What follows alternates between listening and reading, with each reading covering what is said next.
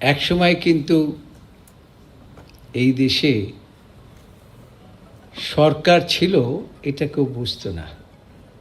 ৩রা November থেকে ৭ই November, এই যে ৭ই নভেম্বর চলে গেল, কিন্তু দেশ কিন্তু চলছে। এখানেও যখন ফ্যাসিস্ট সরকার বিদায় হয়ে গেল, তখন ডক্টর মোহাম্মদ ইউনূস সাহেব বিদেশে ছিলেন। সরকারে কে আসবেন, কি হবে না হবে, অনেকেই চিন্তার মধ্যে ছিলেন। আমি বলবো, সংবিধান মোতাবেকই শপথ গ্রহণ করে,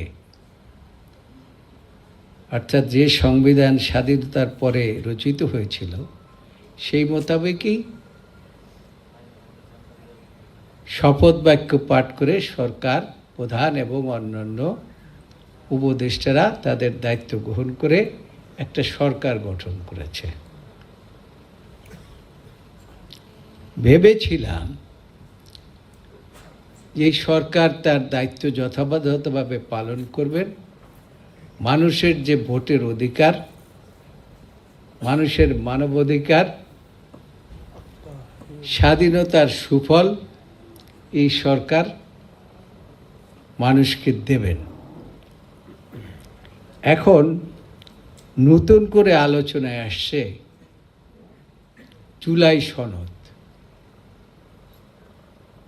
এই জুলাই সনদটা যখন 16 মাস চলে, তখন আমি মাঝে মাঝে অনেককে বলতাম, আজকে আপনারা আপনাদের দলে একটা ন্যাশনাল লয়ার্স অ্যালায়েন্স করেছেন, আমাদের একটা বড় রাজনৈতিক প্রতিষ্ঠান জাতীয়তাবাদী আইনজীবী ফোরাম,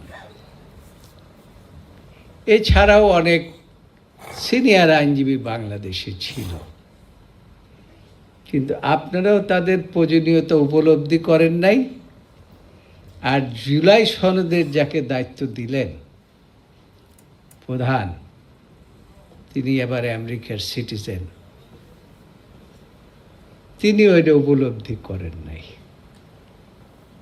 না করার ফলে হলো কি, যে সনদটি করলেন গত 2 দিন আগে বাংলাদেশ জাতীয়তাবাদী দলের মহাসচিব বলেছেন যে এই সনদ যে আমরা সই করলাম, এই সনদ তো সেই সনদ না। এখন এইটার সাক্ষীটা কে দেবে? তিনি তো চলে গেছেন অলরেডি দেশ ছেড়ে, টাকা পয়সা যা নেওয়ার নিয়ে চলে গিয়েছেন।